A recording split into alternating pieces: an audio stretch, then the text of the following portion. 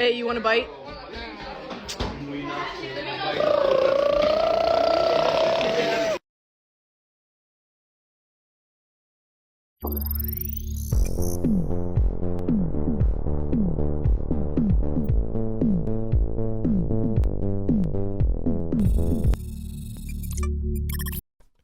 Hello and good morning. Good morning, BBs. It's too early. It sure is. Welcome to the first, best, and only morning show in existence. I'm Anthony Carboni. And I'm Saige Ryan. And what? Was there even news? No, there couldn't have been. We weren't around. Yeah. I don't think anything happened while we were gone. Nothing happened. Time stopped. The very stars in the firmament did not move. Yeah. I'm sorry if you were supposed to have a birthday in that time. It didn't happen, and that's our fault. Goodbye. Goodbye, birthday. Goodbye to you in general. Goodbye. Sorry. Yeah, we did eliminate a bunch of birthdays, so super sorry. So super sorry about that. That's how it went. You? You with the birthday there?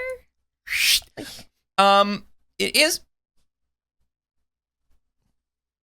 better now. Better now. Folks, my stars, how we have missed you.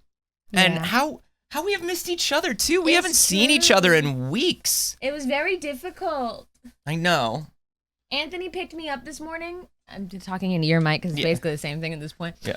Anthony picked me up when he saw me this morning, and I kept saying, "No, down!" And he said, "No, down!" Like a mean older cousin. What? No, down? No, down. Don't put me down? Don't put you down? But it was not in that tone of voice, I'll have you know. It was not in that tone of voice at all. She was like, "No, down," and I was like, "No, down." Absolutely not. It's the same thing. That's how much we missed each other. That's how much we missed each other. And that's how much we missed you, and it's uppies for everyone. Uppies all around, everybody. It's uppies for everybody, and I'll tell you what. There have been, if I'm going to be honest, one or two things have happened in the world. While we were gone? I know. Did we introduce ourselves? Yes. In the show? Yeah. No. Did we? I don't think we did, man. Fuck is you. Hi, I'm Saige Ryan. I'm Anthony Carboni. Look. It is too early. I feel like we did. I don't know, though, and now we definitely have. We got mixed reviews from chat. We always do, baby. We got a combination of yeses and nos. A few things did happen. Oh, yeah. Are happening. Continue to happen. Arrived to be prepared for us when we returned now, in the news. We do have a lot of gaming stuff. But what I want to do is I want to power through this non-gaming stuff first. So that we can just stay on games. So we can stay on games, because there's a lot of things to look at. And also, this news is dumb. It's dumb news. Okay, well, and it's stupid, and it's dumb, and I hate it. I'd like to talk about the Oscar award-winning film Joker, from the director of The Hangover, the most serious movie ever made, Joker. Now, Anthony, you prefaced by saying, and I hate this. I'm going to preface this by saying, I fucking love this news. Now, I think this is incredible news. It's interesting. This news in and of itself is very interesting, but I don't like, so I don't know if y'all saw, when they announced Joker 2, Todd Phillips announced it. It's just, I hated the way it was done. It was just it was just a photo of the first page of the screenplay. And oh yeah. And it has a French title. Yeah. I'm so livid about it. But it does directly translate to Electric Boogaloo. Yes. Joker 2, Les Boogaloo Electriques is what it's called. No, it's called Folie à Deux, which is a Fall Out Boy song. Which is a Fall Out Boy song. It's but it also means like a shared kind of like a shared foolishness or a shared craziness. And I just none of that matters. None of it matters. None of that matters Because I have the real thing that matters, Anthony. Because sure, Joker 2, we all groaned. Blah. We all saw the name and we went, ugh, this self-indulgent bullshit's gonna get another fucking award. But then, the light at the end of the tunnel. The Hollywood Reporter said that Lady Gaga is in early talks to join Joaquin Phoenix in the Joker 2, the musical! Lady Gaga as Harleen Quinzel, and it's a musical. Bro, this shit being a musical is the funniest thing I've ever seen. We live in a society. And look, okay, how musical is it going to be? Is it just going to be like there's a few fucking like, you know, retreads on like a Jeff Buckley song? Maybe. Can I tell you what I think it is? I think the framing device is she is falling for him as his psychiatrist, and she, in her head, her delusions turn it into like she has musical numbers about their love. Interesting. That's what I think. I don't She's think romanticizing the thing. I don't believe they sent her a woman that much in the story, but we'll see. My faith is very low in that happening. What are you talking about? Are you saying that the director of the incredible film The Hangover does not have respect for women or other cultures? The director of The Hangover? Seems odd. Here's what I'm hoping for. I think they're going full fucking Cats. I think they go full fucking Cats. They've got Lady Gaga, which is the equivalent of their Taylor Swift. They have a musical that shouldn't be. First of all, how dare you, but I understand what you're saying. Yes. They have a musical that shouldn't be in the best fucking way possible. I saw a tweet that was going around a lot that I think summarized it the very, very best that everybody was retweeting, which was, this is the most fucking chaotic choice that they possibly could have made, because people that were excited to see the Joker 2 are now very upset, and people who hated the Joker are now very excited. Yeah, it's definitely a move that was made for shock value. We should say Miss Gaga has not signed on yet. No, she's in talks. So who knows if this is going to happen, but this also feels like something, the Hollywood Reporter put this out, which usually if the Hollywood Reporter puts something like this out, somebody leaked it. Either the studio or Lady Gaga's team, something is going on with negotiations. So who knows if this will happen. I do get what you're saying though, because I don't want to see the Joker 2, but now... Oh, I would absolutely see this. I have to see Joker 2. Yeah, it's a musical? That's hilarious. And also, I like that it makes the Joker boys very angry. We love when the Joker boys are angry. We like when they're so mad that they rip down their Boondock Saints posters. Yeah. They tear up all their Scarface memorabilia, and they get so mad. They put on Fight Club and sit in steam. I love when the Joker boys and the like give us all those TikTok views. Thanks, Joker boys. Thanks, Joker boys. Keeping us in business with your angry comments about me. Speaking of the Fight Club, I think all of the Netflix executives in the world are just the teenagers that walked out of Fight Club saying, we gotta start a Fight Club. And I'll tell you why, Saige. I agree. They've decided to make a reality show based on Squid Game, in which it's the Squid Game. What's going on with all this? Who could say? It's been a long time. They're literally making a Squid Game.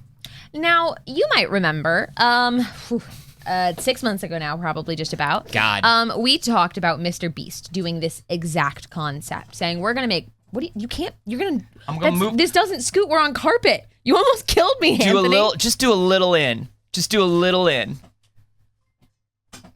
It's like, there we go.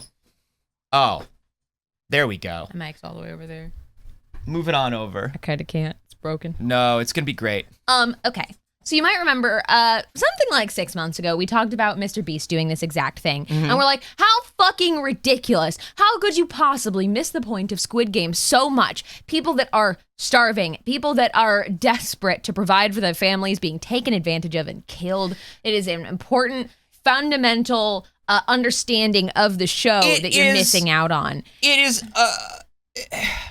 is a cautionary tale about capitalism and media overrunning society, and they're like, but we do it. But listen, we do it, but fun. Do you know what I mean? They said, let's get in on that. Do you know? Because like, why should Mr. Beast get to have all the fun? Why should oh God, John Legend and Chrissy Teigen? You remember their Halloween party? That was a Squid Game themed Halloween, and we were all like, do the wealthy not get this? No. They don't. It's like the wealthy having a Purge themed Halloween party. Yeah, it's like you don't. You can't do that. So, the winner, the fictional Squid Game, is going to be run like the Squid Game, minus the shootings and killings and what have you. 456 contestants trying to win $4.67 million.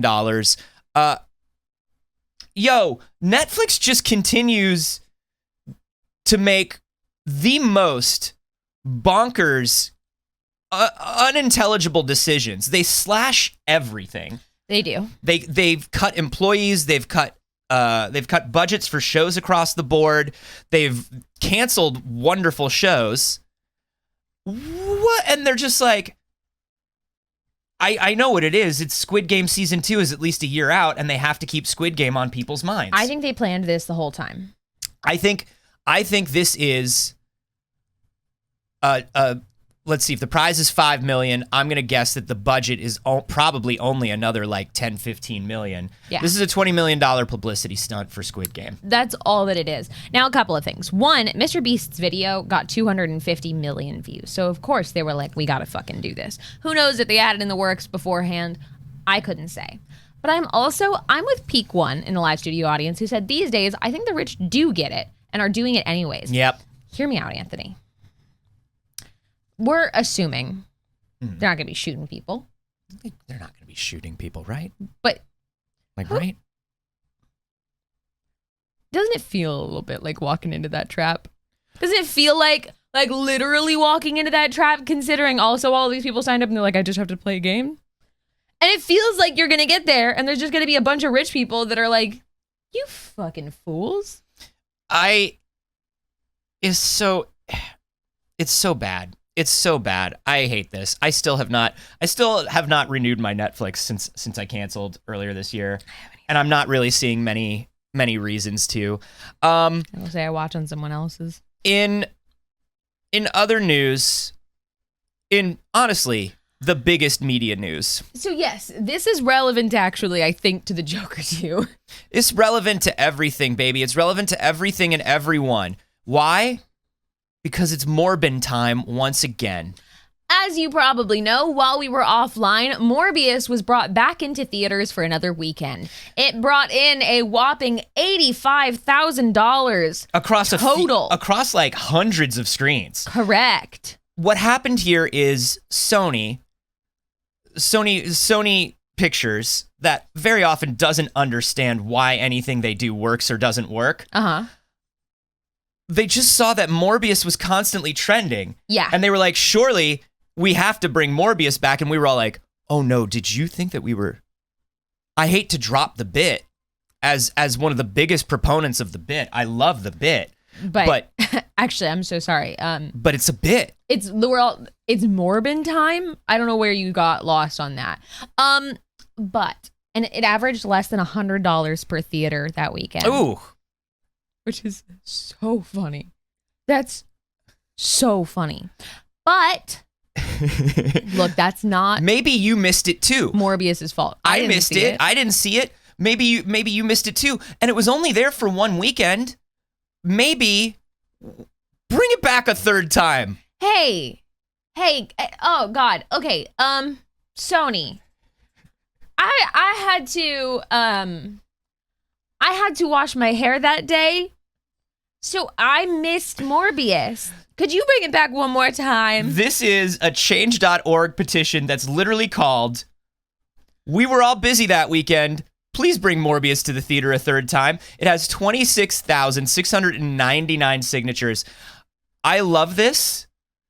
And the note under it is hilarious. It's like, Dear Sony, this weekend, excited fans across the world had the chance to once again see Morbius in the theaters. While this was an awesome opportunity, there was one problem. We were all busy that weekend. Some of us were washing our hair. Some of us had to study. Some of us had just already made other plans. Please don't interpret this as disinterest on our part.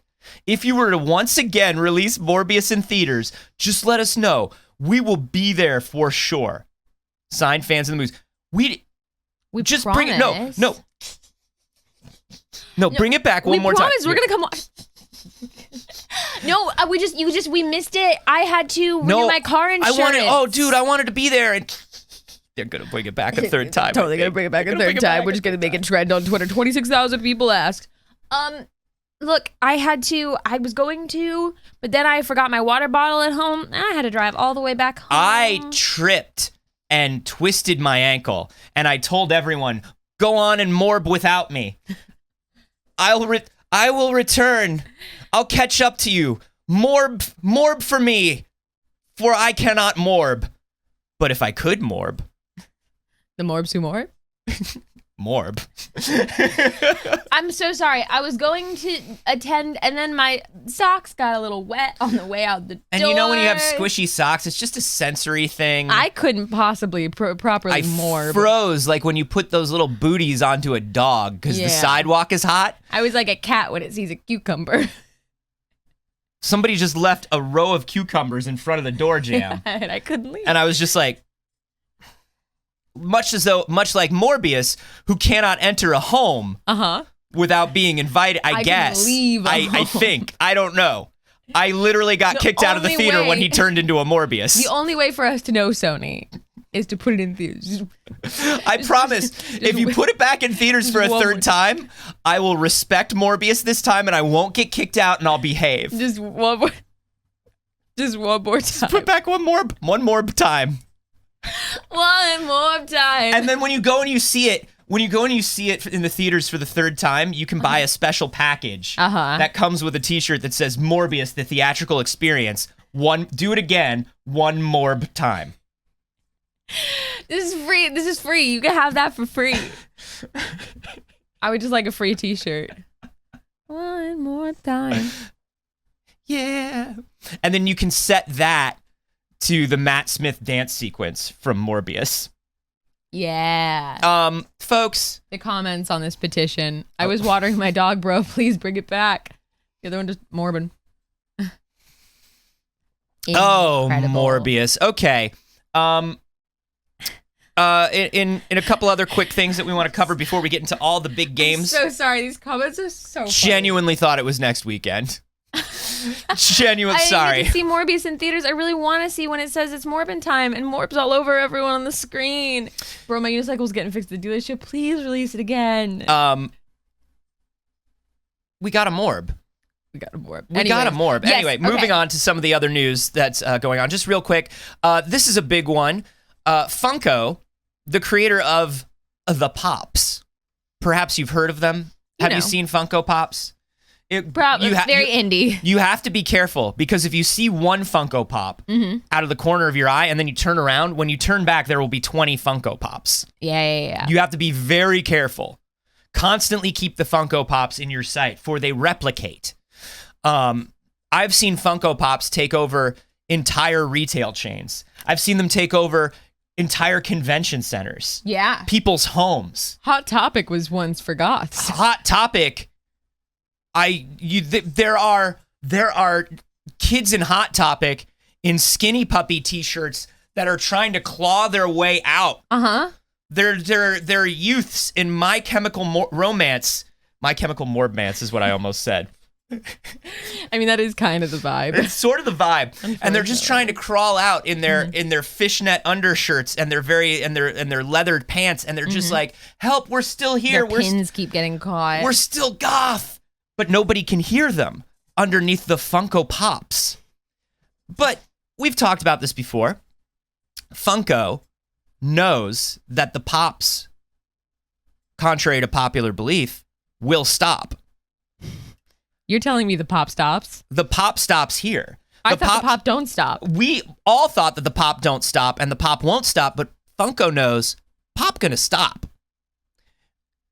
And when it does, what will Funko Pop do? And so they've been releasing other products. They've been making like board games, card games, other types of characters. And they did something very interesting this weekend that changes everything. Does Mobius say that? Mobius, I can tell you a few things that Mobius says in Mobius. A little dying girl asks Mobius on her hospital bed as he's attending to her, why he did not accept his Nobel Prize. And he said that he doesn't have time for stuff like that. He's doing the real work. Morbid. He's morbid. And then he walks back to his office in the hospital where he has his secret gigantic tube of bats that nobody knows about. Of course. I heard that he moonwalks all the way there. He does. Listen. Because no one said Morbius, we can just say anything is true about this movie. Everything I said about Morbius was just true. Including the moonwalking. He has to moonwalk because if he sunwalks, he'll die. That's the thing, is because they won't say vampire, they call him a moonwalker. They call him a moonwalker. They don't say the word vampire. He's Michael Jackson's moonwalker for the Sega Genesis. Right. Live Serial said little girls are so concerned with Nobel Prizes. It's all we talked about as kids. I will say, I was that kid that would stop people and say, did you know the person who invented the lobotomy got a Nobel Prize? That was my fun fact, genuinely, as a child. I was very obsessed with Jacques Cousteau for somebody who was alive decades after Jacques Cousteau was doing shit. Yeah. Like, listen, what we're talking about is the Pops. Right. What we're talking about is Funko Pop. Funko acquired Mondo, the collectible figurine company that makes things significantly less square. Listen, people were pretty livid about this after the announcement came out. Funko, of course, or Mondo, of course, started as a brand with the Alamo Drafthouse, and they put out beautiful limited edition art prints, limited pressings of movie soundtracks. They've even created a few games. They're wonderful. They make very high-end stuff for pop culture collectors. I bought you a Mondo. Yeah. So for a birthday once. Yes, that's true. You did. I got you a Mondo. It was a very lovely Mondo. So obviously, when the Funko people, with the interchangeable bobblehead people, bless you, Morbid time, bought the people who make the very nice high-end collector things, everybody lost their damn minds. Everybody lost their damn minds. Now, because they're like, Funko's going to ruin Mondo. I don't necessarily think that's true. I don't think that that's the case either. And, I don't have a ton of attachment. Like, I don't shop Mondo regularly. So, there are people that are much more attached to this line than I am. But what I will say is, generally, when an acquisition like this happens, they don't just buy the name and then they go, great, now we make them over here. Generally, you purchase this whole process and like manufacturing and like they continue manufacturing in the same places a lot of the time. It's possible that they can change that once they own it, absolutely. But if they just wanted to make more Funko Pops, there would be absolutely no reason for them to acquire Mondo. No, they definitely they understand that Pops are sort of falling off. They understand that they're not selling. I mean, they still sell like crazy, but they're not selling the way they used to. And you can't be a one-trick pony forever. You have to release this other stuff. And I think we'll see them acquire other brands. The thing that I'm more frightened about is that the Alamo Drafthouse, of course, during the pandemic, had to file for bankruptcy. And they were acquired by a larger corporation. They still run very much the way the Alamo Drafthouse runs. We're going to see Cats again. They're doing more Cat screenings. They're still the wonderful theater that respects art that they've always been. Cats. But this holding company that bought them, do they want to own a movie theater forever? Do they want to own... They clearly didn't think owning Mondo was worth it, so they sold Mondo off to somebody. Are we going to see... could we see Alamo be bought by like an AMC and turned into like this is like the AMC upscale theater or something like that? And then what does that do to the Alamo Drafthouse? It's possible. Here's what I will say, though, is they bought Alamo, which Alamo was essentially the parent company of Mondo at the time. So this was the company that they knew they were signing up for, a movie theater, right? And I don't know what the parent company is now of Alamo. Yeah. But they might just not be people who have any interest in manufacturing figurines and prints necessarily, and signed up for a movie theater and then are selling that off because they don't want to be responsible for, these like physical items, essentially. Yeah. Because they're just entirely different businesses. So it doesn't concern me immediately that they're going to sell the Alamo. It's possible. Anything could happen. But this doesn't like nod to that for me. I think the Funko acquisition, they probably offered a whole lot of money because I think Funko understood that if they tried to sell a very high-end figurine, they tried to just make their own very detailed, very expensive figurine. Yeah. A lot of people probably wouldn't accept it from Funko. Right. Yeah, and I mean, they've tried a couple different things in that vein, but none of them have taken off. And so I think that they understand that there's a large portion of like collectors and like pop culture, like nerds and things like that don't really have a lot of respect for the Funko name right now.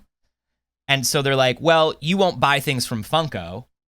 So let's create some other brands that don't, Funko can still be our big broad band that's for everybody. Yeah. So it's interesting. I want to watch and protect the Alamo Drafthouse as much as possible. They were bought, the parent company, they were bought by an investment banker, Houlihan Lokey, which sounds like evil criminals. Houlihan Lokey is definitely like... It's the Loki. Yeah, it's the Loki. They're literally named Loki. But it's also the Houlihan. It just sounds like... It sounds like an evil gunslinger bought the Alamo Drafthouse, which is sort of thematically right. Anyway, that's all the... Well, no, that's not all, because there's some other big stuff. Yeah, you said that you want to protect the Drafthouse. There's other people that we want to protect, and it is... the workers in general. We're always kind of looking to protect the proletariat, if you will. And Microsoft has made a big decision regarding the acquisition, of course, of Activision Blizzard that's been ongoing for a long time. As we know, there was a lot of union busting that was happening already at Activision. And when it came to the acquisition, Phil Spencer said... They said, "Look, we're going to let them handle that." I don't know about that. I don't know anything about unions. I don't know anything about that. I can tell you that here at Microsoft, we're all pretty happy. We haven't really needed one, which is like the most blech thing. But there is a great update. So the parent organization of the communications worker is the parent organization of the Game Workers Alliance Union, have entered into a labor neutrality agreement with Microsoft over unionizing workers at Activision Blizzard. The deal between Microsoft and the CWA has 5 provisions. Microsoft will take a neutral approach with Activision Blizzard employees who express joining a union. Employees covered by the agreement will be able to talk with each other and union representatives without hassles or headaches.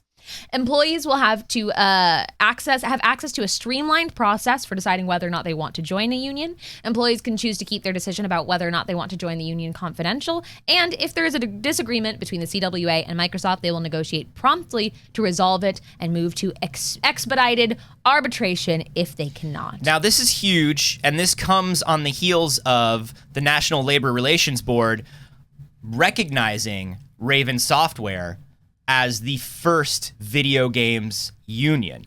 This is the first time there has been an official union at a large video game company. So the fact that Microsoft has said, we will recognize and protect that union if this merger goes through, it's a huge fucking deal. It's really, really big. And this also means that other teams within Activision Blizzard can unionize. And once they are bought by Microsoft, which I have a feeling it's gonna happen. Once they are acquired by Microsoft, this sets precedent for other teams within Microsoft to unionize as well, because now Microsoft has gone on record as supporting a union. Yes. And that makes everything easier for everybody. Right. So this. And then we topple the giant towers. We kick over the fucking statues. Yeah. We burn everything because it's Morbin time, baby. Yes. Morbin for the people. Morbin for the people. Union slogan. In the movie, Mobius is very pro-union. He doesn't have time for Nobel prizes, but he does have time for workers' rights. So the CWA union was the one who posted this out, which also gives me a lot of confidence. If it was just a statement coming from Microsoft, obviously we would be more hesitant. But we know the union can handle unionizing. They've got this. They are fully aware of what's happening. And they said that it will allow Activision Blizzard workies With the workies. to freely and fairly form a union and ensure that the Activision Blizzard acquisition benefits workers. All our little workies are going to benefit. Workies. The little bennies for the workies is what's going to happen. Now, I think that this potentially is partially happening because it makes the acquisition more likely to go through. Yes, of course. But I'm okay with it benefiting the workers because of it. Here's what we always say. If you can shame the bad people into doing right, they have at least done right. The right still happened. and we don't care if the bad people feel shame. We just care that they do the right. Yeah. So this is huge. So there you go. I'm very excited about this. The communication workers of America they were hugely instrumental in Vox getting their union. I believe they helped out with the Kickstarter union. They're very big in tech industries and in sort of the bridging of tech and creative industries and getting all that stuff unionized, which is huge because the creative class, I mean, every class is fucking stepped on, but boy, is the creative class ever stepped on. All right. Speaking of games, let's talk about games. Do you know what it is? Every game company had a showcase while we were off for the weekend. Do you know what it is, Saige? What is it, Anthony? It's that the creative class doesn't sound very, very Protestant. No. You know what I mean? Like there's not a lot of threshing or reaping, in the creative class. I mean, like, look, I have a lot of opinions that I'll happily get into, but I don't think we have time. I don't think we do have time. But I do think that a lot of the time, particularly creative, any kind of creative fields are taken advantage of because we also we pay for having a cool job in a lot of ways. Oh, you have fun all day. Right. So people don't think that we work hard, and people don't think that our output is of value. You do the little drawings? To people who, contribute other things to the world, right? You do the little drawings that turn into the video game? What a fun job for you. That must be fun for 18 hours a day when you sleep under your desk. And then you see a ton of stories happen where people are taken advantage of, people are hurt, people and accept this treatment for a long time. And it's like, well, why did you let this happen? And it's because I was told that I was just lucky to be here, man. Yeah. Everybody wants to have this job. I've been told that there are 10 people that will take my job if I leave. Exactly. And the unfortunate thing is they will because they pit us against each other. Yep. Anyway, let's flip this vibe. Let's flip this vibe and talk about all the games. Look. Where do we even start? I'll tell you where we start. We start in the one that it's the only one that I really, if this is the only thing that happened this year, it would be enough. It would be enough. I would say Dianu. For this alone, I am grateful. This is, E3. It's not really E3, but it is E3. It's Key 3. It's the Keighley E3. But everybody is still doing all of their events just as though it was E3. And the only one that I really care about is that good Wholesome Direct. We love Wholesome Directs in this house. I find all the games I'm going to play for the year in the Wholesome Direct every time. It's so good. It's so excellent. We'll do a quick scroll through it because obviously there's a lot in it, and there were also a lot of showcases this weekend in particular. There was more stuff in this Wholesome Direct, I think, than in like the last 3 Wholesome Directs. This is really amazing. Like, yeah, Bubblegum Galaxy looks amazing. Very cute little like fucking pixel art. There was a ton of stuff. So I just kind of want to scroll down to some of the Little favorites. Bear Chef. I do want to talk about Little Bear Chef, which was a favorite of mine. Look at that. It's a Little Bear Chef. It's like the honey container bears. It literally looks like it's a container of honey. You're a tiny bear and a tiny chef in a big kitchen trying to cook. Trying to live. Bear is theme a bit. One of my favorites that they. Whoa, careful, cowboy. Very loud. One of the ones that I really enjoyed was Lumberjack. Lumberjack. So good. Lumberjack looks so fun and a great name. You're a bear named Jack. It's out exploring the woods. You wreck human-made objects. You're just trying to help and protect the forest. Yeah, humans put stuff into the forest, and you, as Lumberjack, just go, eat shit. Just eat shit. I'm going to get rid of all of it. Of course, a huge one that we've been waiting for. God. Lonesome Village. Lonesome Village is so lovely. It's so cute. It's got all of the vibes that we love here. It's got your Stardew vibes, you know, which of course we respectfully refer to as Harvest Moon vibes in this house. Thank you. It has your puzzle solves. It has a bit of the Animal Crossing. It's got a lot going on. And it looks adorable. We got a tiny, tiny teaser for that.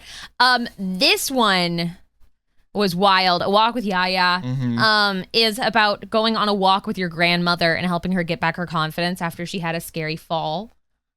I love that. I was watching the Wholesome Direct and felt pain in my chest at this one. So good. So good. I want to talk Melatonin. Yeah? Are you a Rhythm Heaven fan? Because if you are, rhythm games. Ooh, Melatonin is a rhythm game about exploring your dreams. And I don't mean I mean literal dreams. Yeah. And you can build out, I believe, like custom maps and environments. Yeah, to explore. You can do your own playlists in the level editor. But it is very Rhythm Heaven. But it's got like a very vaporwave, dreamy vibe, which of course we love. It's so fucking cool. This did look absolutely excellent. So many games in this did look absolutely phenomenal. But most importantly, in my opinion, an update to Calico has finally been announced. It's not a huge update. They said that it's mostly about improved cooking system. I don't think there was anything wrong with the cooking system, but I do love that there's even more. Look at that. You're making a bunch of donuts. You're cutting them out. If you haven't played Calico, Calico is the single greatest video game in video game history. You know, it's the most excellent thing ever made. I do know donuts. We're going to get some donuts after this? Yeah, probably. We can do it like real quick, probably. Really quick donuts after this. Saige, you, of course, were obsessed. You were the #1 Calico streamer on Twitch. I was the #1 Calico streamer on Twitch. I will admit there were not many Calico streamers on Twitch. No. Don't minimize your achievements. Thank you very much. Calico, I'm not kidding. I genuinely think it's like I know I say it almost as a joke a lot that it's the greatest game ever made. I actually think it's that phenomenal. She really loves it. I really genuinely love it. It is, every once in a while, a piece of media comes out that just speaks directly to your soul. And I think that was Ooblets, or not Ooblets for you. I think that was Calico for you. Loved Ooblets but too. Ooblets as well. But Ooblets was on the brain because they did also announce an Ooblets update. Quick pitch, if you've never played Calico, you are a magical girl in a very queer magical neighborhood, running around doing errands for your neighbors and your friends, running a cat cafe at the same time. So you can go out into the wild and you can pick up animals to bring home. You can use potions to make them giant and ride pick them up. You can. You just pick up an animal and you're like, you belong in the cafe now. And you it's can like just steal people's pets. You can just take their pets and it's like, now my pet. And there's cooking elements, there's magical elements. It's very good. It's perfect. You can grab it now. It's PC and Switch, and the update is coming. I don't know when they said the update is coming, but it's coming soon. Q3 is what they said. Skateburb is getting an update, which is great. You can play as the Among Us. Yeah. You can play as the Among Us in Skatebird, so that's cool. Great. Ooblets is getting the 1.0 release finally. So many new Ooblets. Love that. And it's going to be getting the 1.0 launch on Xbox, Switch, and PC. Ooblets on the Switch. Now shit's happening. Perfect. Then we got a lot of first looks at a bunch of different stuff. Solitaire was very interesting to me. Solitaire, I don't know if you saw this, is you tell people's fortune by playing solitaire. You use it almost like tarot, but you help these people and these magical creatures with things that are going on in their lives by reading their fortune. It's interesting that they went solitaire and not solitaro. I think that was probably a big argument in the room. Here's what I will say. Those of you who know me know that solitaire is my comfort game. I play a lot of solitaire on my phone. And you really love a tarot. And I love tarot.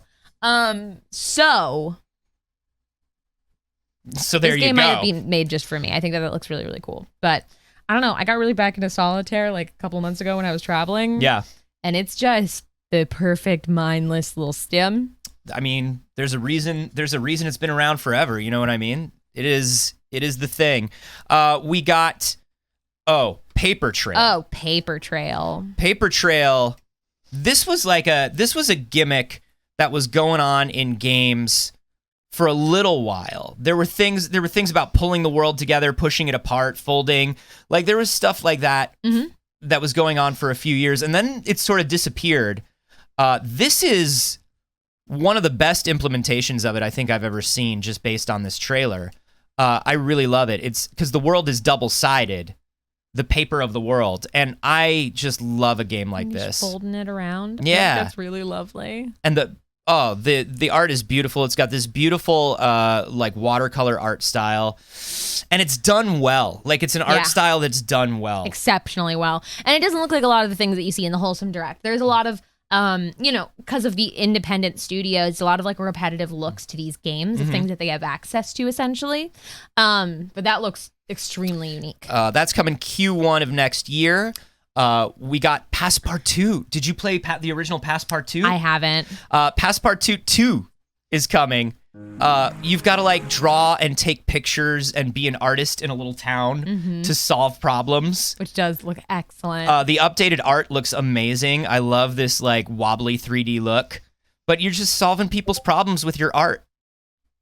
It was a really fun game. And this second one, they really upped the style with it. I love how many games are going for this like cut paper / shoebox diorama / clay model look right now. Agreed. It's a good trend. Potion Permit. Oh my God. Potion Permit is your little witch running around trying to help people that are ill, trying to diagnose what is wrong with them and bring ingredients to cure their ailments. And they actually, whereas like a lot of stuff is leaning heavily into witch right now. Potion Permit is like using alchemist. Like they're using like strictly alchemy. They're using like early science / magic sort of vibes on it, which I enjoy. They announced a freaking game based on the Moomin. There's Moomin game. There's a freaking Moomin game coming. You're Snufkin. Moomins. This means nothing to most of the American audience. I know what it is. But Moomin is a big deal. Yeah. And there's an adorable Moomin game coming. Ugh. Jesse P. B in the live studio audience said, loving all these games about being kind. That is the soul-curing joy of the Wholesome Direct. We've seen something about this before, but we got a new trailer for The Spirit and the Mouse, which looks adorable and excellent. Yeah, I do want to say real quick, Moomin is 2023. Okay. Spirit and the Mouse looks very good. You're a little electric mouse. You're a Pikachu. Pikachu. But you collect different elements and help people in town. All these games about being kind and helping people. So fucking good. Cocopa's Atlas. We got a few good cat games for sure. Yeah, we got some good frog games too. Yeah. Lots of cats, lots of frogs. But there's Cocopa's Atlas. You are an adventurer cat with your little robot bird companion, and you are trying to just fill out an atlas of the world around you. You have a lightsaber. It's a lightsaber cat game. I'm sorry, I buried the lead. Yeah, what's important to say is that it's a lightsaber cat game, and obviously we're in. Yeah, of course, we got the announcement that the demo is out this week for Steam Next Fest. We are OFK. These are friends of the show, the band. It is an album that's coming out with this animated band, and then the animated band is making a game that's a documentary about the making of the album. and it's so very good. It looks incredible. Everything we've seen so far, everything we've heard so far has been excellent. Very excited for We Are OFK. Yeah, demo this week if you want to check it out. It will be coming to PC, Switch, PS4, and PS5 in Q3. I think they announced that during Wholesome Direct, all of the different platforms. So that's exciting. I think we were initially under the impression that it was going to be a PlayStation exclusive for a little while, but I think it's releasing on a bunch of stuff simultaneously, which is nice. This indie direct, this Wholesome Direct was so big. There's also this giant list of other games that just went by in like a slideshow, essentially, of like quick peeks at it. I've been waiting for Here Comes Nico for a very long time. One of my favorites of the whole thing was Loveburb. Loveburb is birds dating on Tinder, and like birds are swiping on each other and stuff. Frog's Tale looks amazing. Garden Witch Life looks amazing. The second episode of Coffee Talk. Oh my God. Odada is basically like this beautiful meditative. You make little towns and little model like adorable pastoral villages, but every building you lay down is an instrument that makes a song based on the layout. There's a lot of really wonderful stuff. Puff Pals Island Skies looks absolutely adorable in that kind of Animal Crossing vein. Blade of Creation is asking for OFK. Are the devs a real band? Yes. The devs are the band. The band are the devs. It's very cool. It's a very cool concept. Yeah, it's really amazing. And they've been working on it for 4 years now. And I love it. I love it. Oh, and Kaichu. Thank you, CC Phantom. Kaichu, the kaiju dating sim. Did you see the trailer for this? I didn't see the trailer, no. I feel like we have to look at the trailer for Kaichu. CC Phantom, thank you for the reminder of Kaichu because Saige, are you ready? Are you ready to lose your damn mind? Is it for me? Yes. It is definitely for both of us. So here are these colossal kaiju. They're invading the city. But don't worry, they're not killers. They're just looking for love.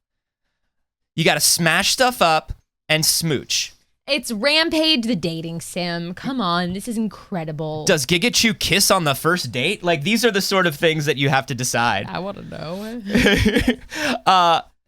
And I just love it. Kaiju, obviously, giant monster. And then Chu is like what they call a kiss in Japanese. One of my favorite PS2 games was Chulip, Kiss Lips. Kiss Lips. Where you've got to kiss people in town. Smash and smooch, exactly, Life Cereal. So that is the overall of the Wholesome Direct. There was so much in it. I highly recommend going and watching the trailers. So good. So good. Do we want to, let's flip it to the exact opposite of the Wholesome Direct, which is about tiny, adorable little developers doing the best they can. Yeah.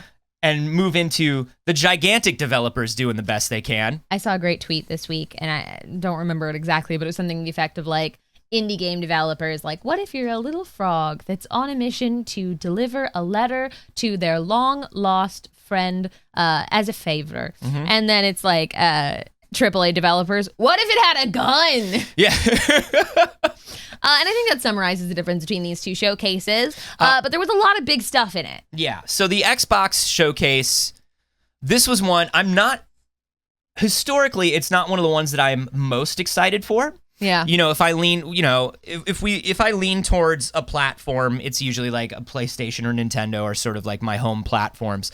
But, over the last year, this Game Pass shit, man, it's changed everything. These acquisitions have changed everything. So I was very excited to see what was going down in the Xbox Game Showcase. And there was a lot. First of all, we've got Valheim coming to Xbox, which is exciting for those who are still playing Valheim. I don't know how Valheim is still doing, but I imagine it still has a pretty strong audience.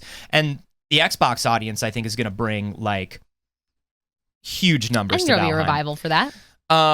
We got a little bit of talk about Redfall, Fallout, and Starfield. We did get a ton of Starfield later on. We did, and we also found out that the next Fallout will come after Skyrim, right? Yeah, so it's Starfield, Skyrim, or Elder Scrolls 6, and Elder Scrolls rather, and then Fallout, which means 2097 approximately. Which means if you pre-order the new Fallout game, you can make sure that your grandchildren have it.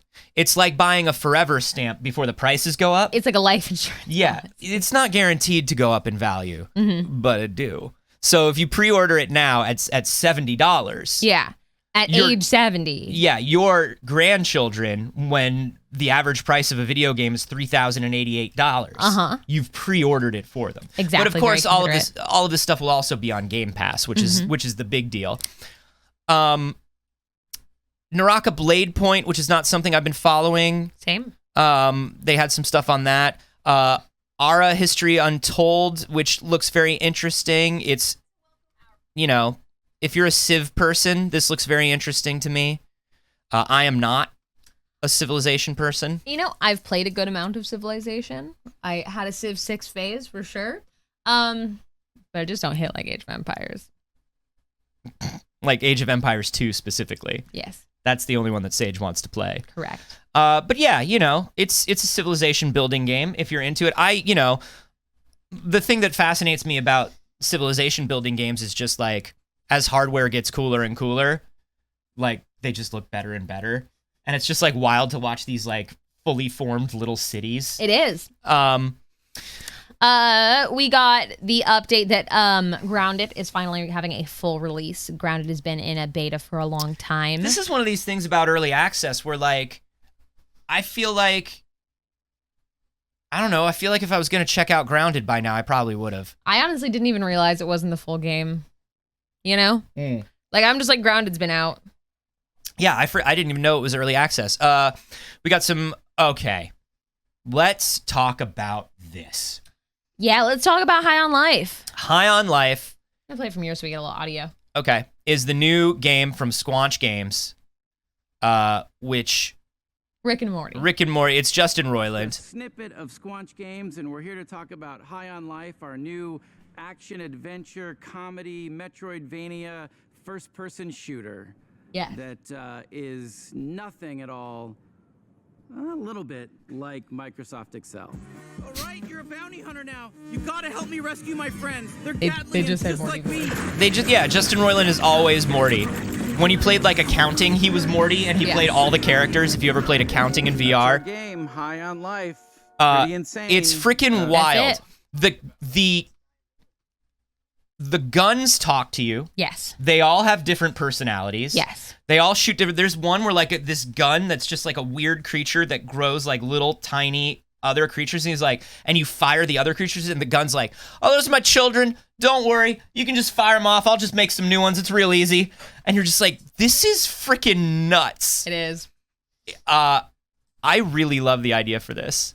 I think it's a fun idea. The next thing that we got was a Texas Chainsaw Massacre game, which honestly is very, very similar to Dead by Daylight. I'm not into this personally. I liked the Friday the 13th game, and I think that hit different. They really said, let's take Dead by Daylight and just make it significantly more violent, which doesn't improve upon Dead by Daylight for me, which I think is already kind of a perfect game. Well, and we just got Evil Dead, which does the same thing. I understand why these companies want to tailor these games to these specific IP and do kind of new and interesting things within the genre. Of course they do. But you have to ask how many people are playing this genre and want multiple games within the genre more than they want just like a Leatherface DLC for Dead by Daylight. Yeah, so a lot of horror franchises have instead collaborated with Dead by Daylight and released a map, a killer, a survivor. There's a lot that you can do with it because it's not just like, oh, now the killer is in Dead by Daylight. When you release a map, like that does change a lot. Yeah. So I feel like they could have focused on their collaboration with Dead by Daylight. There is a Leatherface in Dead by Daylight, but I think it's not official, right? I want to say that it's not officially Texas Chainsaw Massacre because they have ones that are collaborations, like their Stranger Things characters they had for a while. And then they have ones that are just archetypes. Exactly, where it's like, it's not. Yeah. It is official. I feel like they could have just focused on releasing a larger DLC for this, and then to make a competitor game feels unnecessary. Yeah, I don't understand why you would split your audience that way. Forza 5 is getting this Hot Wheels DLC, which I find to be wildly, wildly good. That's great. I mean, look, we talk about how the car games are mostly, they're for car boys and they're for people that want to show off hardware, right? And that's great. But listen, when you add loop-a-de-loops Yeah. and wild Hot Wheels tracks to Forza, That's now you're starting to get my interest. Yeah, that's pretty cool. You know? Yeah, I'm in. I think that's pretty cool. Master Chief is coming to Fall Guys, which I think is adorable. And I don't know, something about it did make me want to play Fall Guys. Yeah. This trailer did hit for me that it was just like, I love the colors. Aesthetically, Fall Guys draws me in. It's a really good looking game. And honestly, every time I see like a cute little, listen, we were just talking about the Funko Pops. This is how the Funko Pops survive. Yeah. The adorable little Fall Guys get a costume that you love and you go, oh, that's adorable. I got to play Fall Guys. That's cute. I got to get back in. I got to get back into this Fall Guys. I want to touch a Fall Guy bean. Now, of course, Seems very what do they feel like? Is it smooth? Do you think it's like, but is it like, I think they might have like a balloon sort of texture where if you were to like rub against them, it might be like a little. I think it would be like this. Okay. Like a soft touch plastic? Like a soft touch plastic is what I'm picturing. Or, oh my God, there's a very specific toy that was like a 90s thing that had like little beans in it essentially. And it was before they were the ones that would like squish essentially. Yeah. They were like, they're like stress balls essentially. Yeah. I think they feel kind of like a stress ball. Yeah, they probably do feel kind of like a stress ball. Like the weighty ones. Yeah. Do you know what it feels? They're the ones that are filled like, to me, not with like the little beads, but the ones that are filled with like a powder substance. That's exactly the ones I'm talking like about. A I was saying like a bean, Stretch Armstrong. Do you remember Stretch Armstrong? That's exactly what I was trying to get to. Thank you. I was like, it's like beans or something in there. Yeah. It's not beads. No, if you But like soft. I did cut like open a a sand. Stretch Armstrong because I had to know when I was a kid. And it's just like a weird powder. It's almost like a cornstarch. We got Cornstarch makes sense. we got some Stalker 2 stuff.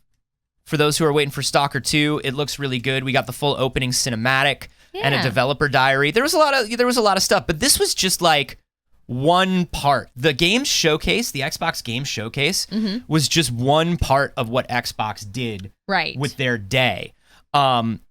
They showed off like the next 12 months of Game Pass They and what's did, coming. which is so much. Look, when we're talking about Game Pass swallowing up this industry and the good and bad of it, this is what we're talking about. When you look at coming to Xbox or PC over the next 12 months, Saige has got the list. Here's the graphic they released. Wow. Naraka Blade Point, Game Pass. Elder Scrolls Online coming to Xbox. As Dusk Falls, Game Pass. Forza Horizon 5 Hot Wheels, Sea of Thieves Season 7, Game Pass. Somerville, which I've been waiting for, Game Pass. Plague Tale Requiem, Game Pass. Valheim, Warhammer, Grounded, all Game Pass. Frontier, Game Pass. Fallout 76, Game Pass. Like, it's wild how much of this stuff is Game Pass. Yeah, some of those new games we just saw, like High on Life. Persona 5 Royal, Game Pass. Scorn, Game Pass. It's Atomic Heart, Game Pass. It's nuts. Flight Simulator, Yeah. which was one of the biggest sellers on PC last year, Game Pass. The 40th Anniversary Edition, Redfall, Starfield, Forza, Minecraft Legends, all of this stuff, Game Pass. It's wild. Cocoon, which looks wildly good. Did you see the Cocoon trailer? Yeah. Oh my God. I might pull up this Cocoon trailer All because it blew my mind. But this is what we're talking about when we're talking about, hey, Microsoft is sort of like, when they buy up these studios and they make these deals, they are cornering a lot of the industry. LOL, like somebody was bringing up, what is League of Legends bringing? League of Legends on Xbox, on Game Pass, every champion is unlocked. You mean we spent money on champions? Every champion is unlocked from Go on Xbox. Wow. That's wild. Do you know how much money that is? Yeah, we spent like $20 on champions. Yeah. Yeah, like 2. And that goes for all their games. Like Ben Jack just mentioned, that also means all agents for Valorant unlocked. Wild. It's fascinating. But of course, we are worried about the long-term effects of what this will do to pricing and competition in the industry. But, you know, for right now, it's just kind of like wildly stacked towards the consumer. So what are you supposed to do? I guess we'll take it. We can't afford not to. We will eventually wind up in a situation like we are now with like Uber, where Uber knocked out all competition and now Ubers are like $1 billion more than they've ever been. Yeah. Who could have seen that coming once they eliminated all their competition? Right. This is Cocoon. This is from the lead gameplay designer of Limbo and Outside, two of my favorites. And this is this incredibly beautiful game. You are born out of this cocoon. You're a little bug. You're a little bug boy or a little bug child. Yes. Just some little bug bean. Just one little bug. And once this little bug drops out of its little cocoon, you do all this wild multiplanar going into universes within universes by carrying around these like seeds. So every seed has like a universe inside of it, but then seeds can also be used as like switches and things to like get you through a level. And for it. Yeah. It's very cool. It's a very unique and original game. We love to see that. I love a game that is not just a rehashing. Yeah, this is really beautiful, and I wonder, when I watch it, my brain wants to poke at what the limitations here, like, are only certain colors of seeds universes, but then it pulls back and it shows that they're all universes. That's wild. I don't know, man. And it's coming to Xbox. It is, of course, coming to Game Pass, but it's also coming to Switch and Steam. Very exciting. Hey, speaking of rehashes, I want to just survey without bias here. Okay, I'm not going to say which one I prefer, but my question is, do you think that The Last of Us needed a remake?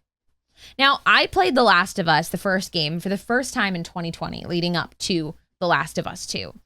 It's a perfectly fine game. And nothing about it made me go, oh, this needs to be remastered. It feels old. It feels visually, difficult in comparison to the things that I'm playing. Even playing The Last of Us right up to The Last of Us 2, I didn't even feel like there was just like a huge discrepancy that, made me feel any type of way about the first game. The gameplay and the difficulty curve of the original Last of Us was very uninteresting. I think what was interesting about the original Last of Us was the storytelling and the characters and the performances, which Absolutely. I think we would all agree. But I think it already looks good enough. And I don't know. I don't know. I just think it's so soon for a remaster. Remember, this game launched on PS3, came out a year later for PS4, and already looked better on PS4. And I look at this and it's just like not. And honestly, like, I don't see much of a difference. And in some cases, I prefer the look of the original. Because they're doing that remastered thing where they're like, more light, more dirt. You know what I mean? More light, more dirt. Go, go, go. And like, I do see a difference between them, but I think there is a point where we talk about allocating resources that obviously is not up to us at the end of the day. But people in the audience are like, hey, it's been nearly 10 years, but it's not about the age of it. Like, that's not what we're talking about. It's not the age of something that requires it to be remade. It does playing it in its current state limit your enjoyment to the experience at all due to a lack of quality or aging. Yeah. I mean, look, I'm sure the environments are going to look better. I'm sure, things are going to look, like I said, more light, more dirt, more leaves. Great.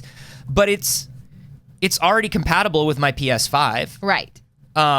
It already runs on all three of the last PlayStation consoles. It's very interesting. Morbid Android says, like, it makes sense that they're releasing this because the show is coming. And if you have a new version of the game for new players to play because they watch the show on HBO, that makes a little bit of sense. But from a business perspective, it makes sense. From a player perspective, it doesn't for me. Because again, I played it for the very first time in 2020. So that means that my expectations were already moved ahead into current gen gaming. And it was not a diminished experience for me at all personally. Obviously, I'm not the biggest, like, graphics are not my focus when it comes to games, but And this entire trailer seems to be almost entirely focusing on the visual upgrades to it. They haven't said anything about, fixing any of the mechanics in the game that are a little bit tedious and exhausting to play. It seems like it's really just going to be like, oh, the eyes move differently and the textures are going to be better and the foliage is going to be more lush and full. And even with the melee and combat systems from The Last of Us 2 kind of backported into it, I mean, the combat's better in The Last of Us 2, but I didn't think it was groundbreakingly better. I don't know. It's not like when they re-released GTA 3 and we're going to put the GTA 5 controls in it. Like, that was a huge gulf. Yes, absolutely. Because we're talking about PS2, not just graphics and gameplay, or not just graphics and sound and all that stuff, but we're talking about, we were still learning how 3D games should be controlled. Yeah. Like Grand Theft Auto 3 was incredibly awkward. Of course, they fucking fucked up those remakes, but I understood why they wanted to bring GTA 5 gameplay to GTA 3. With The Last of Us and The Last of Us 2, it's like... I'm of course excited about PC because I like that PlayStation is releasing more of their stuff on PC. But once again, even on PC, I wonder how much better it's going to look or why I would want to play it again. I don't know. It's not like Spider-Man is a game where if you keep re-releasing Spider-Man, I'm probably going to keep buying Spider-Man. Yeah.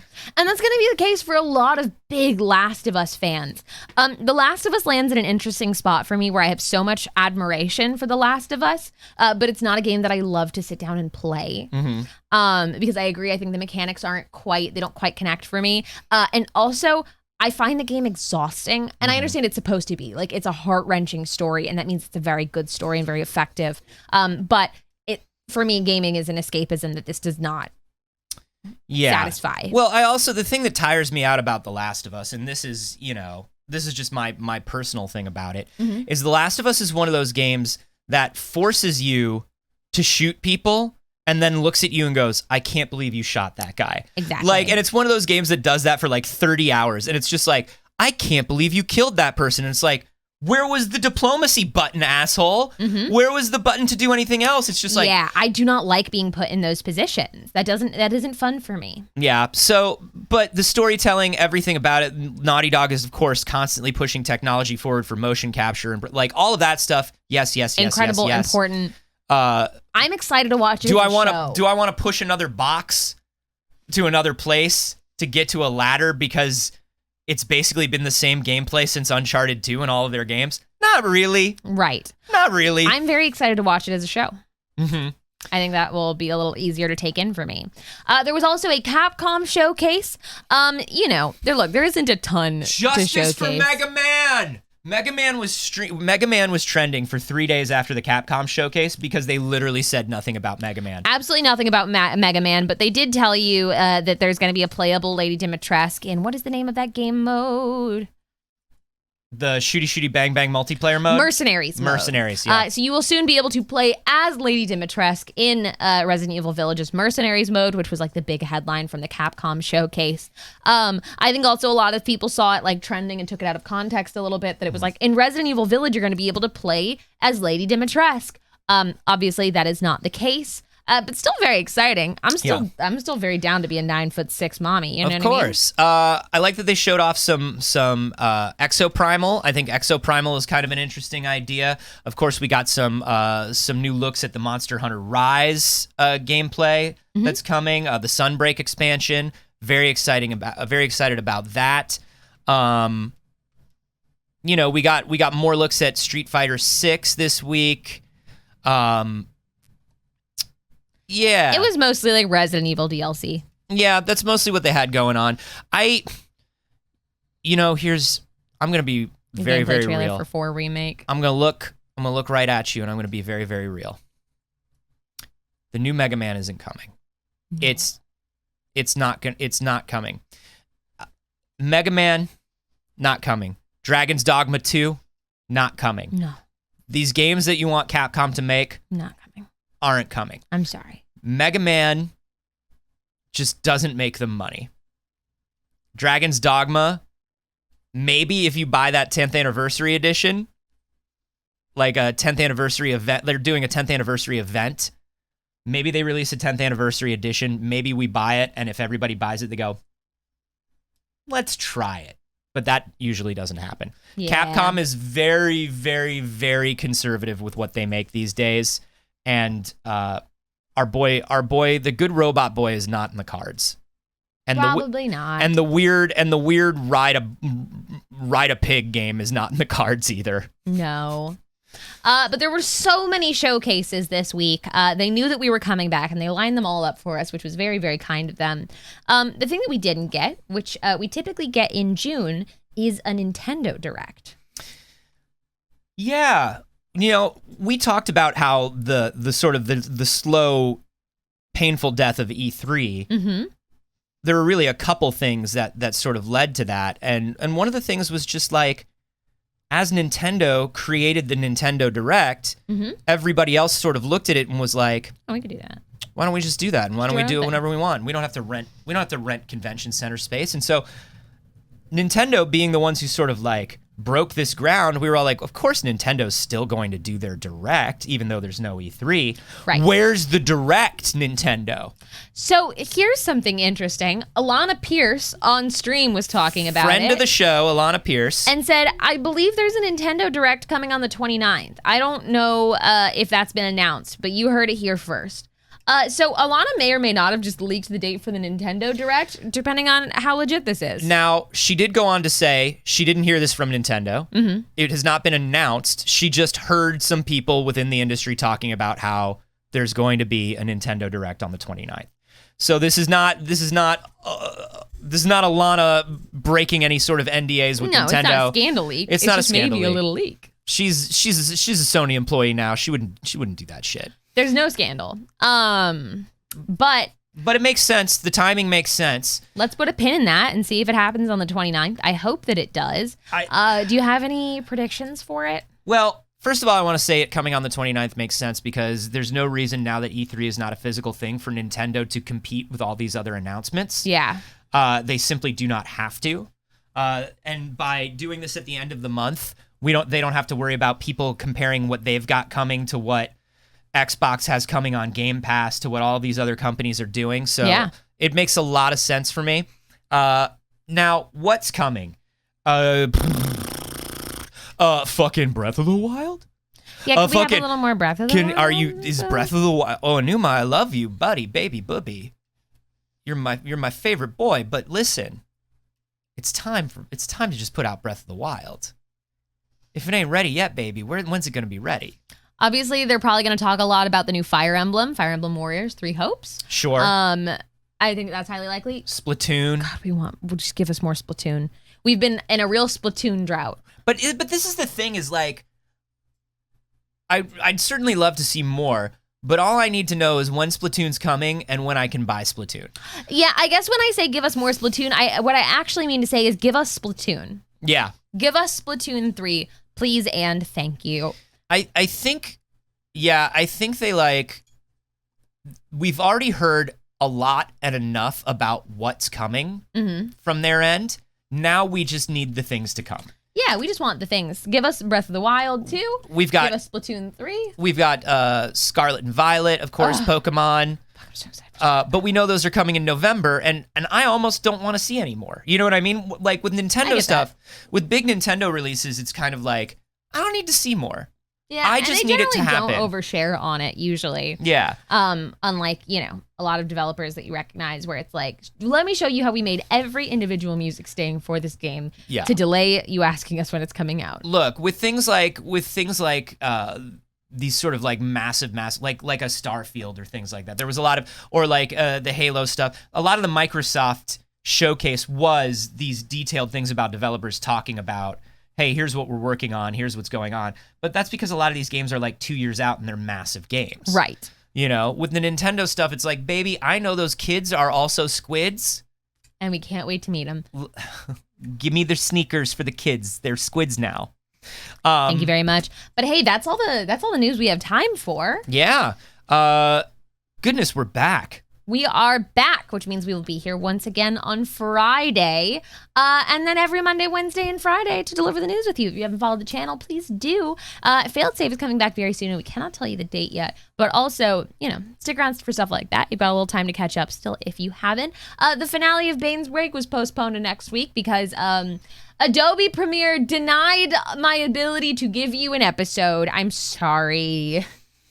Just simply denied. But computer says no. With coming back, you guys also showed up and gave so much fucking support today. Thank you so much to everybody who supported the show. There's a million ways you can support the show. Ways that cost money and ways that are free. Free things you could do. You could tell a friend about the show. You could post about it on social media. You could join the Discord. That's free real estate. And of course, make a clip or a GIF. Monetarily, we do not announce as things come in throughout the show, but we are watching. We will do a huge, it is a huge roll call today of everybody who supported us. And remember that if you also support us, listen, your subs, those are wonderful. Those go to support the entire network. Your donations go to support whoever you see on screen at the time that you donate. That would be us right now. And of course, we're also on Patreon.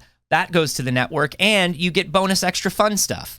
So check out that Patreon if you haven't yet. Right now, let's go through and thank everybody. Let's do it. Just now, Fraud Monet gifting that sub to only one Ronin. Thank you very much. I know that that's not true. We got Ronins around here. We got a couple Ronins. Anonymous with the $10 tip. Hey, who are ya? Thank you. Flannel Fries for $10 said Donut Buck. So appreciated. Chaotic Groovy for 14 months. Anonymous again with $10. Who are these anonymous tips? Not the real Dan Lynch for 9 months said, oh, dang, we're back. We're back, baby. You're so right. Obi Cortez with $20 said, thank you for bringing back the news and 8 a.m. and the great moonwalk joke. Thank you. Britt JK for 4 months said, oop, just in time to be too early. Too early, baby. Very much. Soul Reaper Flores, thank you for the resub for 11 months. Mrs. Reaper Lightning with 4 months. That's a good chunk of time for both of you. My name is Ro, 12 months. Wow, saying it's exactly 8 a.m. I'm not late. You're early. Hell yeah. That's the attitude that we love here. Emily Green, 1994, with the 12-month sub, saying, I finally got here and we're talking about the IRL Squid Game. Fuck. So sorry about that. So sorry, and thank you for supporting us even though we spoke about it. Martinis for 2 at 6 with a 9-month resub. Z Truck 4440 for 5 months at 5 months. So glad you guys are back. Can't watch the whole stream though because I got to get to work. Well, hey, hope to catch you on the VOD, friend. Lee Green Griffin said, welcome back, ITE. I can't believe I was late for 17 months. Whoa, that's a lot of months, that's fam. Huge. Getting Mo done with 16 months said that is a wild amount of months. It is, and we're very glad that you're still here. Revolver Ocelot for 12 months, almost a Pixel Circus year, but not quite. Tybor 2 with the resub with Prime for 4 months. Ronan at work with the tip saying welcome back. Thank you, Ronan. Auto Anatomy gifting 5 tier 1 subs. Thank you so much for your generosity. All of those people are trapped here now. Hardliner with the resub for 9 months saying Dagger better be in Joker 2. They're in talks. They can't afford him. Honestly, he's very expensive. Auto Anatomy with the resub with Prime for 11 months. Thank you for taking those BZ bucks and redirecting them to us. Alonzo with the resub for 21 months. Button press, buddy. Scott Davis with the 100 bits saying, good morning, welcome back. Welcome back to you as well, Scott. Snow Big Deal 1692 with the resub for 4 months saying, missed my go-to news source, but don't worry, there was no news while we were gone. Fortunately. Davey Dave Boy cheering with 100 bits. Flannel Fries with a resub for 20 months saying, hey, look at us. Who knew? G.K. with the resub for 4 months. Clobag with the resub for 13 months. That's a Pixel Circus year! Saying it's lovely to have my favorite news show back. Mount Joy Hoops with 100 bits saying welcome back. Obi098 saying here are some Beezy bucks. I just wish I could take more from his pockets. Same. We all do. Flatlander73 with the resub with Prime for 10 months, saying 10 whole months in the company of 2 of the most talented, genuine beings on the internet, and indeed, the planet. Quite the privilege. Of course, referring to Dagger and Saige. Ariel III has resubscribed for 13 months. That is a Pixel Circus year. Saying a Pixel Circus year in time for a Pixel Circus return. Chillis317 with the resub for 4 months. There's so many of you. Avi Martin for 7 months. Sir Ross the Weary for 18 months. That's so many months. Penguintopia for 16 months. Rydian with the 18 months. David the Dargan Zine Writer for 15 months. Jay White for 5 months. Old Man Jane for 8 months. And we are officially caught up. That's so fucking cool of all of you. Thank you for showing up and supporting the show every time time that we end the show. We are absolutely, at least I am convinced that nobody's going to show up next time. So thank you for continuing to do so. Yes. Anthony, where can they find you on the internet? Well, in just about 90 minutes, you can find me and Saige over on, well, no, we're recording it for Kind of Funny patrons. And then it'll be out later. And then it'll be out later today. We are, of course, doing our Obi-Wan Kenobi in review series with Kind of Funny. We're going to talk about episode 5. Very exciting, so catch us there on Kind of Funny. You can also find me everywhere on the internet at Carboni, except for here on Twitch, where I'm at Anthony Carboni. Twitch, you cowards, is mine. Give it back to me. You can also catch my science comedy podcast with Jeff Kanata. It's called We Have Concerns. That's at wehaveconcerns.com. And I think I'm allowed to say it because the contract is signed. Maybe next week, catch me on the fucking red carpet hosting for Marvel for Thor Love and Thunder. I don't know. Very exciting. Maybe I'm going to the bisexual bicep parade. I don't know. Maybe I'll be there. Saige, where are you? You can find me everywhere on the internet at Not Saige. I stream on my channel Monday, Wednesdays, and Saturdays. You can find me on this channel all the time, including for the season finale of Bane's Break next week.